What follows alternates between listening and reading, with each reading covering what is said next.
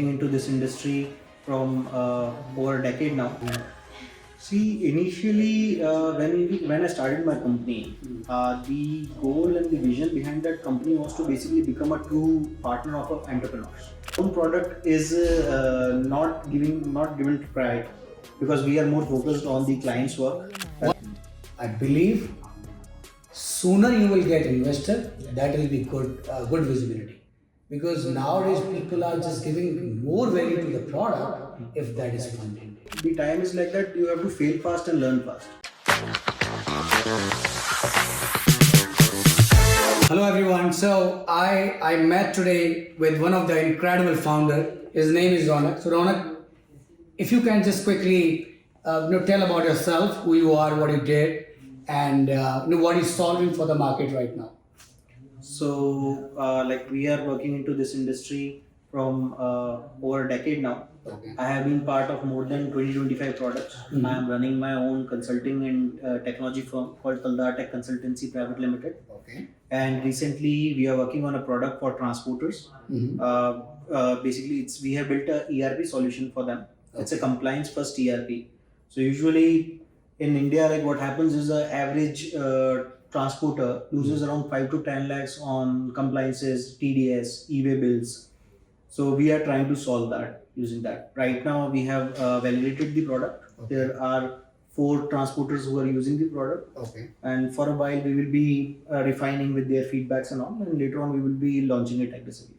Okay. So in a way, it's in beta version right now. Yeah. And you chosen some of the customers. Yes. And just trying to solve their problem specifically. Yes. Once it is, they're okay, you are fine, then you start that one. Okay. So if I ask you about you said that it is specifically solving compliance problem. Yeah. And you said you given one of the number like 5 to 10 lakhs. Yes. How did you come on this particular number? Hey, minimum 5 lakhs. Have you done any kind of survey, or it is just you just did some kind of research and you got number from there? No, we did a survey. We talked to more than 100 transporters. Okay. And found out that average transporter who owns 20-25 trucks is making around more than 300 plus bookings in a month. Okay. And let's say if there is one loss of e-way bill penalty, that costs them minimum 10 to 20,000. Okay. Plus all this is happening via manual accounting. Like they are still using pen and paper, and some are using Excels, and they are basically paying a lump sum TDS. They are not able to pay the exact TDS because there are no records on it. Because there are delay in the manual payments and everything. So we found out that yes, this is happening because their average turnover is more than 3 to 4 CR. Okay.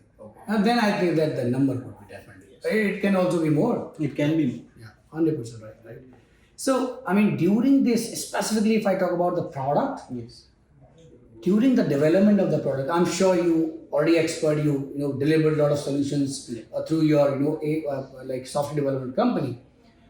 So, any challenge, did you face any challenge during the development of this product till this stage? So, technically there was no issue, of course, but yes, taking the right feedback from the transporters, getting their time, we had to go and sit in their offices, understand the operations pain point, and see what's going wrong, where there are delays, why they are not able to basically do things on time, why things are not accurate. Yeah. So we had to understand those dependencies and things. That took basically a pain because just taking time from them was very difficult because again, it's a small scale business where a single guy is doing everything. So he's managing drivers, he's managing trucks, he's managing customers, deliveries, why they're not happening. So yeah, finding that time with them was a difficult part. And then as part of the development piece, did you find good resources here? What is, I really want to understand Udaipur specifically as part of the skill set. Yeah. Whenever you need a developer, because as I also run my software development company, Yeah. so I know very well how to manage projects and what kind of challenges I faced ups and down when I used to hire people even in Delhi NCR, right? My office is still in Gurgaon, right? So So I know that is tough. So if I talk about their product specifically, so what is your take? I mean, you find good people very quickly, or you need to nurture a lot here? So ideally, when we started our consulting firm, and we were facing this issue, and we found out that the solution could be that we can hire some good interns with us. Do them, like we can make them understand what DNA we want, and we can put that DNA into them. So that was like the way we were able to find good resources here. Of course, finding good talent is very difficult in 3 tier cities because people move to like metro cities, Yeah. But yeah, so that's how like we kind of solved it. It's a slow process, of course, but it's a very effective process. Okay. And if I ask you about your two, because you're running two different companies. Yeah. One is totally service based, where people need intense work, right? You have to give your proper time there. Yeah. You need to because that's a heavy operation part, which I believe. Yeah. And together you are also developing a product. Yes.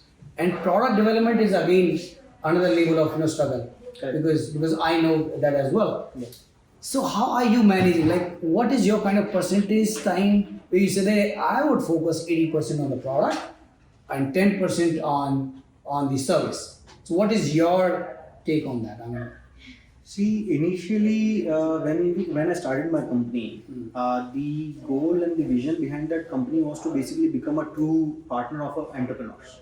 okay. So my initial like clients, and even like my 70-80% of clients are startups and well-funded companies only who are building products. Okay. So I always call myself as a product company because we are people with product mindset.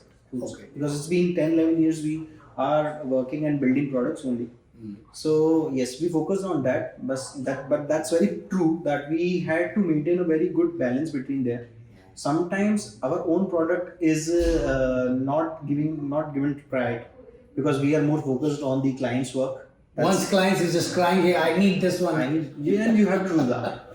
100%. That's because I lived this this era, and I almost ran my company like 9 years, right? So I know this 100% how. So till COVID, we were purely into products. Okay. But COVID taught us that we cannot put all your eggs in single basket. Yeah. And we realized that okay, like anyways, we have to do product, but for that we have to earn our bread and butter. Yeah. So we started doing services as well as a part of it.